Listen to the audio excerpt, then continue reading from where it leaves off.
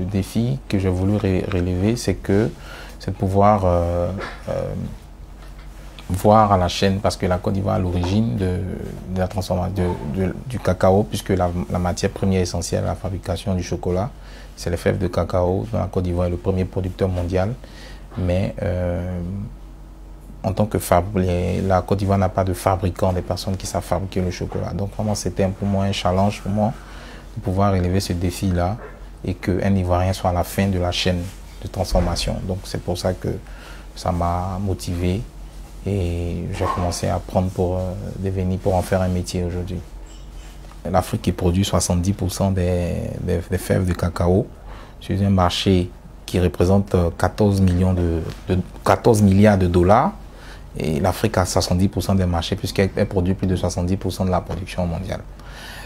Mais en termes de la transformation, l'Afrique a un pourcentage quasiment nul, près de 3%. Donc il faut transformer d'abord. Ensuite, le second défi, ce serait la consommation. Comment amener les gens à consommer le chocolat? C'est déjà de les faire connaître.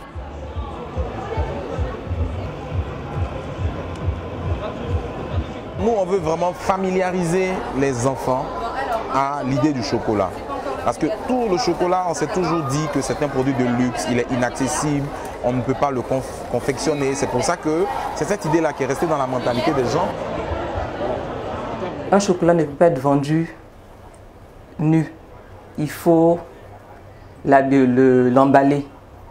Et moi, ma part, c'est faire l'emballage du chocolat. Créer des emballages originaux, déjà pour donner un plus au produit. Parce que déjà, les gens dégustent avec les yeux. Quand le chocolat est bien présenté, ça donne déjà envie de l'acheter.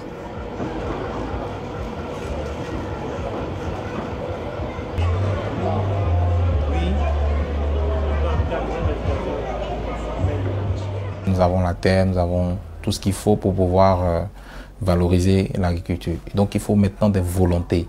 J'encourage véritablement les jeunes à s'y mettre, à apporter leur pierre à l'édifice.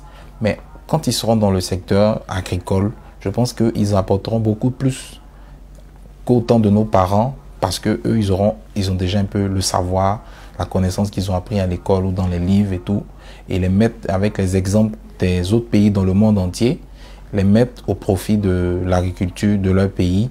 À coup sûr, ils s'en sortiront. C'est ici que nous avons commencé, dans la cuisine de notre maman, avec ce carreau-là, qui n'était pas encore du marbre, mais on s'est débrouillé avec là-dessus. Sans climatisation, c'était quand même difficile. Donc très souvent, on travaillait la nuit, parce que la matinée, il fait vraiment chaud. Le jour où Emmanuel fait le chocolat, moi, j'utilise le faitout dehors. Je fais la cuisine dehors, et lui, il occupe la cuisine. C'est comme ça, ça a commencé.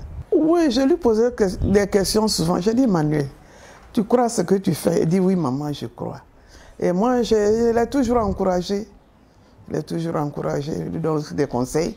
En tout cas, à chaque fois où il doit aller quelque part, je sais ce qu'il s'en va faire.